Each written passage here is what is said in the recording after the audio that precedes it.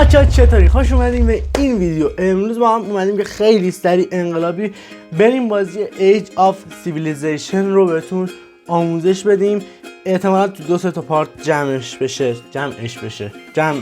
کرد این بازی رو. پس حتما اگه دوست داشتین کانال من دنبال کنید، لایک کنید، تو کامنت ها برام بنویسید و اگه نکته چیزی اضافه بود بهم بگید. بریم با همین ویدیو رو شروع کنیم. خب رفقا، این صفحه بازی که در حال لود شدنه. من بازی رو روی کامپیوتر شخصا انجام میدم چون فضای روی کامپیوترش رو بیشتر دوست دارم. ولی اگه شما دوست داشتین روی گوشی هم میتونید نصب کنید. نسخه مود بازی هم هستش توی سایت فارسروید. میایید توی بازی با همچین صفحه مواجه میشید. Age of Civilization، یه بخش گیم، ادیتور، ستینگ، توتوریال، about و اگزیت گیم. این ما با این چارت کاری نداریم، خود گیم رو میزنیم. گیم رو که میزنین، نیو گیم رو میزنید، بعد اینجا صفحه براتون میاد. صفحه رو قشنگ میاریم بالا، نگاه کنین. الان شما میتونین اینجا ایران رو ببینین، ایرانی که تجزیه شده سال 1440. بعد برای انتخاب سناریو شما میزنید روی این، اگه بیاد اورد. اینجا چیز مختلف داره. فکر کنم صدای بازی خیلی زیاده. اینجا شما مادرن ورلد دارین، یعنی همین دنیای امروزی توی جنیوری 2018 شروع میکنه. چیز دیگه هم داره. من خودم معمولا یا جنگ جهانی دوم پلی میدم یا مادرن ورلد رو پلی میدم. حالا من برای این مثال میخوام همین دنیای خودم میبینم. اینجا من انتخاب کردم با یک کلیک لود سناریو رو میزنیم. الان این صفحه اومد. الان مثلا میخوام الان یک کشوری از فالکلند ایسلند، نمیدونم کلش، فکرم به جنگ فالکلند معروف. میاد اینجا ما میایم روی ایران زوم میکنیم، میزنیم روی تیکه از ایران. اینجا 2 تا اوورد، فالکلند و خود ایرانه. شما بزنین رو فالکلند، یک کلیک روی ایران، الان اوکی شد. شما الان پلی رو این پایین بزنین بازی شروعه. ولی بیاین اینجا گزینه داره آپشن. اینجا تنظیمات بازی، دیفیکالتی رو داره، AI اگریسنس رو داره. این دوتا رو بخواین شروع کنین بازی رو کم کنین، چون معمولا خیلی بازی براتون سخت میشه. یهو این 7-8 کشور یهو بهتون حمله کردن. پس اینو کم کنین برای شروع. دیگه به اینا هم کاری نداریم زیاد. رو همین آپشن دوباره بزنین برمیگرده و همین دیگه. پلی رو میزنید و بازی شروع میشه. خب بازی شروع شد، عملا رسما و شرعا. اول بازی ما چیزی که نیاز داریم، این بخشی که داری ببینین زدم روش، در مورد دخل و خرجمونه. اگه بخواین دوباره این صفحه رو بیارین، این بالا میزنین روی پولا و این صفحه رو میاره. اینجا وضعیت افزایش جمعیتتونه. اینجا هم ریسرچاتون رو انجام میده. هر چی اینو بیاید بالاتر نگاه کنید درآمدتون کم و زیاد میشه. بالا معلومه. من ریسرچ رو تا یه حد کمی میارم بالا. اینم که انوایرمنت این میزه مهم نیستش. و این مالیات مردمه که هر چی من اینو بیشتر کنم پول بیشتری میگیریم، ولی مردم عصبانی تر میشن. پس من اینو تا جایی که میتونم کم میکنم که هر خدا رو راضی کرده باشم، هم خرما رو. نمیدونم درست گفتم. این از این. یه بخش دیگه داره اینجا، این لامپ است که از اینجا نمیاد، خودش اینجا گزینه‌ش رو میاره. اینجا شما باید انتخاب کنید که روی چه چیزی تمرکز کنه. معمولا برای اینکه شما موفق باشین تو بازی، پولا رو زیاد بزنید. نکنین پول داره زیاد میشه از اون ور که من دارم اینا رو زیاد میکنم. پولو که زیاد کردین، این پایین ریسرچ ها رو هم زیاد کنین. ریسرچ ها رو وقتی زیاد کنین، اینا به هم مربوطه. ریسرچ رو که اینجا زیاد کنین، اینجا هم اگه ریسرچ رو زیاد کنین، این به این مربوطه. لامپای بیشتری میگیرین و به کشورتون بیشتر کمک میکنه. خب ما الان میخوایم بریم پایگاه نظامی درست کنیم. شما برای اینکه حمله کنیم به یک کشور، اول پایگاه نظامی نیاز دارید. میان اینجا گزینه یه 2250 تا هم خودمون لشکر داریم توی تهران. و ما اینجا الان میخوایم مثلا به ارمنستان حمله کنیم. این صفحه الان باز شد. شما یه زوم میزنید اینجا رو انتخاب بکنید که مثلا مرز داره با ارمنستان. این مرز ما رو میزنید، گزینه مو رو میزنید. ما فعلا با موو کاری نداریم. گزینه‌ای که اوورد رو میبینید، کستل و واچ تاور و فارم و ورکشاپ و گزینه‌های دیگه. فعلا برای اینا پول نداریم، درآمدمون میره بالاتر. حالا در آینده واچ تاور رو که بزنید، الان من زدم. نیروهای کشوری که میخوایم بهشون حمله کنیم رو میبینید، یعنی چند تا نیرو اینجا ست کردن اونا. یه ترم میریم جلو. الان این ساخته شد. یه دونه هم اینجا میسازیم ازش و بازم یه ترم نمیریم جلو. الان میخوام بهتون سربازگیری رو بگم. من الان اینجا دوتا رو زدم، کاری به اینا ندارم. مثلا میخوام توی اصفهان نیرو ست کنم. این پایین گزینه رویت یه همچین چیزی میزنین که با دبلیو هم انجام میشه، یا دبلیو بزنین برای اونایی که رو پی سی بازی میکنن، یا رو این گزینه که اینجا الان نیروهایی که میخوایم بگیریمه داره میگه هر چقدر نیرو که من زیاد و کم کنم پولی هم که ازمون میگیره کم و زیاد میشه. تمام. یه ترم میریم جلو. نیروهای اصفهان کامل شدش، یعنی نیروهای اصفهان ست شده و من اینا رو میخوام ببرم این ور اونور. حالا اینو بهتون میگم. من مثلا میخوام نیروهای اصفهان رو ببرم به سمت تهران. نمیخوام مثلا اینو میزنین شما این نیرو میگید بیاد اینجا، این میاد اینجا، تمام. ولی مثلا نمیخواین هی پشت سرم اینجوری کنید. مثلا اینو میگیرید، گزینه موو تو رو میزنید، فقط میزنید بیاد اینجا. این خودش اتومات تا موقعی که برسه اونجا چند ترم برین جلو میاد. من مثلا این 2015 تا میارم تو مرز ارمنستان. این از این نیروهای تو تبریزم ست میکنم. ما الان لب مرز داریم. نگاه کنین الان من واچ تاور رو که زدم 94 تا نیروی آذربایجان رو دارم میبینم. خب نیروها رسیدن به مقصد. ما الان توی مرز با ارمنستان نیروها رو داریم. این بالا هم روابطمون با کشور مثلا یمن بهمون گفته که بیا روابطمون رو با هم خوب کنیم، یا مثلا این که سومالی گفته که با هم روابطمون رو بهتر کنیم. اگه خودتون بخواید روابطتون رو با کسی بهتر کنیم میزنید روی این کشور. مثلا الان با عراق این پایین، این بالا البته اینو میزنید در مورد اون کشور هر کاری که بخواید بکنیم میاد. مثلا میگه این کشور الان با ازبکستان تقریبا داداشی شده. میاد پایین گزینه‌های دیگه هم داره، اینجا میتونید بهش کادو بدین. ما با اینا کاری نداریم. مهمترین گزینه‌ای که داره برای من به نظر یا دیلیت یا گزینه جنگیدنه یا گزینه ترید ریکوسته. من میذارم رو ترید ریکوست، اینجا صفحه برام میاره. مثلا من الان میخوام توی کشور عراق مانور بدم که مثلا میخوام به اردن حمله کنم. یا برای این عراق رو نمیتونم زیاد بدم چون الان جنگمون مثلا با ارمنستانه. من میخوام چیزی که بدم با برای ارمنستان باشه. پس میام مثلا میخوام حمله کنم به ترکیه. این پیشنهادو میدم. چیکار میکنیم؟ اینو میزنیم، صفحه ترکیه رو آورد. تریدو که زدم اینجا میایم پایین. اینا رو زیاد کاری نداشته باشین. میگه که مثلا بهش میگین که تو برو با اون کشور بجنگ، یا میگی بهم پول بده، یه همچین چیزی. اینجا میلیتری اکسس رو میزنید. شما هم یه مقدار پول مثلا بهشین. مثلا من الان با توجه به بودجه‌ای که دارم 20000 تا پول بهشون میدم تا میلیتری اکسسشون رو بگیرم، تا بتونم تو کشور اونا مانور بدم، تا بتونم راحت ارمنستان رو بگیرم. خب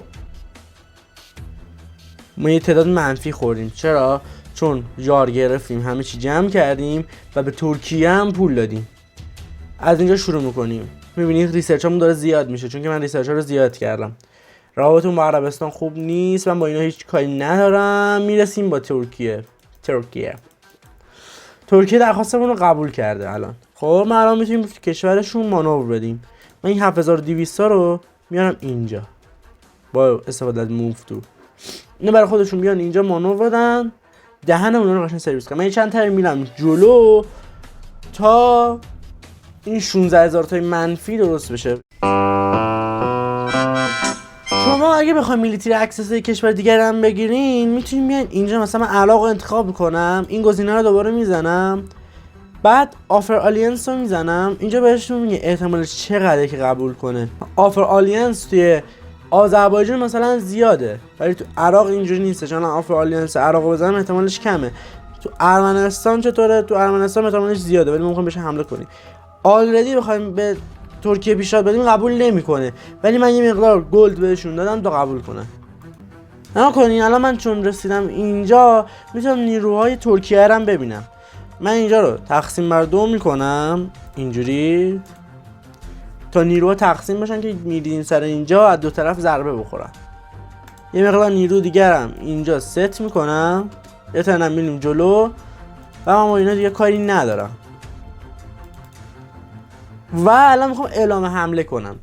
اعلام حمله چجوریه؟ شما دوباره میزنید روی این کشوره، دوباره این گزینه این بالا رو میزنید و این گزینه اول که آتیشه رو میزنید تا باهاش بجنگید.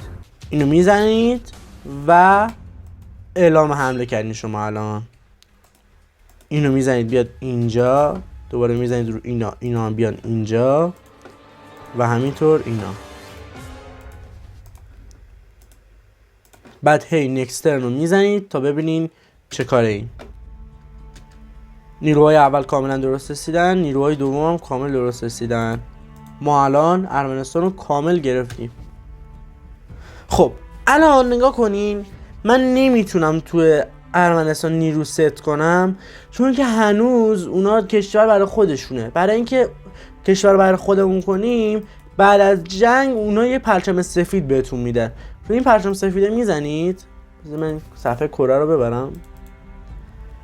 میبینید الان گزینه نگوشیشن برای صلح داره. میزنید رو پرچم ارمنستان، میزنید روی ستاره های بغلش تیک آل و این تهران رو ببرید جلو چون بیشتر مستمراتون میبینن و سند رو میزنید این پایین، یه ترن جلو و اونجا رو گرفتین. الان بعد از این که هم یه کشوری رو میگیرید، این پایین مردمش ناراضی هن، معمولا میان اینجا اون گزینه اون بالا قرمز رو میزنید.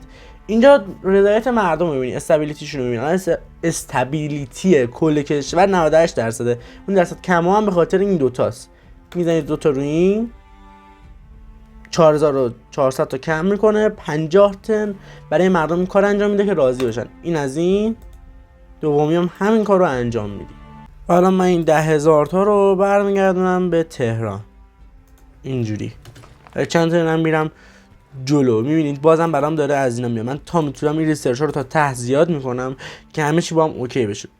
و کلا تو این بازی شما صرفا نباید فقط حمله کنید، شما این پایین گزینه‌های دیگه هم دارین که خوشحالی مردم، درصد افزایش جمعیت، انقلاب و چیزهای دیگه. اینا رو باید توی پارت دیگه کامل براتون توضیح بدم. من الان صرفا فقط نحوه حمله رو بهتون گفتم، چیز دیگه هم تو بازی هستش خودتون متوجه میشین بعد از یه مدت. من الان اینجا رو بزنم میخوام نیرو ست کنم، نیروام کمتره چون هنوز تازه اینجا رو گرفتیم و بعد اینجا فارم بسازیم برای اینکه جمعیت زیاد بشه. اینجوری ورکشاپ هم همینطور میسازیم، یعنی اینکه اونجا داریم افزایش شغل انجام میدیم و اینکه اونجا داریم مزرعه میکنیم که مردم برن اونجا. الان من چند تر میرم جلو، مزرعه هم ساخته شد، ورکشاپ هم درست شد. شما برای اینکه تعداد قوی تری داشته باشین، مثلا من میخوام به آذربایجان حمله کنم، اینجا گزینه مون رو این پایین میزنم، توی اردبیل هم انتخاب کردم، اینو میزنم. اینجا گزینه آرموری رو میزنم، اینجا نیرو آموزش میدن و نیروهایی که میخوان ست کنین بیشتر میشه. و همینطور من اینجا یه دونه قلعه میسازم تا جمعیت زیادتر بشه برای حمله. و وقتی شما میخواین حمله دریایی بکنی باید بندر داشته باشیم. ما الان یه دونه بندر تو ساری داریم. من میخوام توی مثلا رشتم بندر بسازم، روی رشت کلیک میکنم، پورتو میزنم، یه ترن دیگه برامون میسازه. یه ترن دیگه رفتیم جلو، الان اینجا بندر داریم. ما آلردی نمیتونیم بریم اینجا. اگه بخواد بره نگاه کنیم میاد از توی رشت میره. من اصلا این 10,000 تا رو میفرستم برم توی آب. و بخوام به عنوان آخرین چیز بهتون بگم، شویه بیماری هم نشد که من اینو بهتون میگم. تو پارت بعدی که دارم بهتون توضیح میدم اگه همچین اتفاق افتاد بهتون میگم. شما میخواین خودتون حمله نکنید، میخواید بگید یه کشور دیگه حمله کنه به آذربایجان. مثلا من نیروها رو بیارم اینجا اینجوری که 5,000 تا اینو تا برن ست بشن، ما باید بازم بریم مثلا با اون کشور پول پرداخت کنیم یا بگیم که ما هم باهات میجنگیم. باید رتبه جهانتون خوب باشه. من الان 19 هم تو جهان، نمره بالایی اگه داشته باشم مثلا رتبه 1 دنیا باشم، اونا چشم میگن. اینجا الان اینجوری میشه سیو بازیه. الان شما دارین کشورتون رو میبینین چه شکلی شده، سیو شد بازی، سیو گیم. خودتون اگه بخواید سیو کنین بازی رو میزنین رو پرچم، این صفحه رو میاره. اینجا ستینگ و چیز دیگه است، سیو رو میزنید یس. یه ترن دیگه باید برید جلو تا سیو باشه بازی. دوباره اینو میزنیم و سیو میشه بازی. بازم ریسرچ داریم. من ریسرچ ها رو بخوام تا زیاد کنم که این اتفاق نیفته. من روسیه رم میندازم به جون این مرتی که آذربایجان که داره پر رو میشه. روسیه قشنگ میتونه دهن اینا رو سرویس کنه. یه ترم میریم جلو. بله روسیه الان دیگه شاهد حملات روسیه خواهیم بود به ارمنستان. ببینیم همون اول رفتن تو گونی و هولی خوب داره پیشروی میکنه ارمنستان. خب الان وقتشه که شما کثافت بازی در بیارید. اینو میزنید و حمله میکنید به آذربایجان. از این ورم روابطتون رو بهتر میکنید با روسیه، یعنی کثافت کاری. اینو میارید اینجا رو میگیرید تا خیلی راحت اونا دچار دشواری بشن. نیروها رو کامل ست میکنیم. این 10,000 تا رفتن اینجا سرویسشون کردن. اینا رو هم اینجا میگیریم. این 10,000 تا نقش خیلی مهمی داره. من این 10,000 تا رو میفرستم برن اینجا رو بگیرن. برو بالا، تو هم برو و تو هم برو. ببینیم حالا چی میشه. یه ترم میریم جلو. بله نکنین اینجا رو کامل دارم میگیرم و حواستون ما به اینجا باشه اونا دوچار پیشروی نشن. پس اینجا رو تقسیم میکنیم تا اونا هیچ غلطی نتوانن کنن. اینم از این پایتختشون رو محاصره کردیم. اینا رو خواست بگیره. اوه اوه اوه اوه و این بده. این واقعا بده. شما برید اینجا رو بگیرید و شما هم اینجا. اگه پیشروی نکنن که کردن. و اینم برین این 4,000 تا رو بگیرین دیگه تمومه دیگه کار. بله الاناس و روسیه تو این همین بریم می‌خواست میلیتری اکسس ما رو بگیره برای اینکه به ارمنستان کنه، ولی ما کارو تموم کردیم دیگه و تسلیم شد.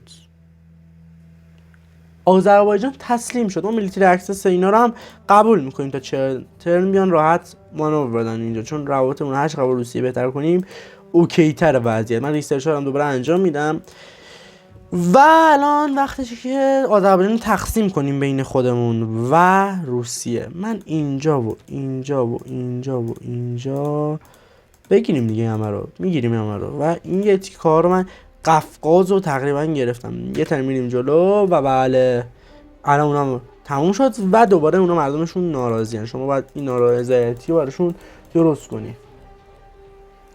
و روسیه داره میاد تو کشورمون که نمیدونم میخواد چیکار کنه و زیادم مهم نیست این موضوع. ما الان تو همین قسمت این بالا رو گرفتیم و نکته های مهم دیگه هم تو بازی هستش که باید بهتون بگم. اگه خوشتون اومد توضیح دادم الان تو پارت بعدی بهم بگین. اگه هم که خوب نبود بگید که دیگه ما ادامه ندیم.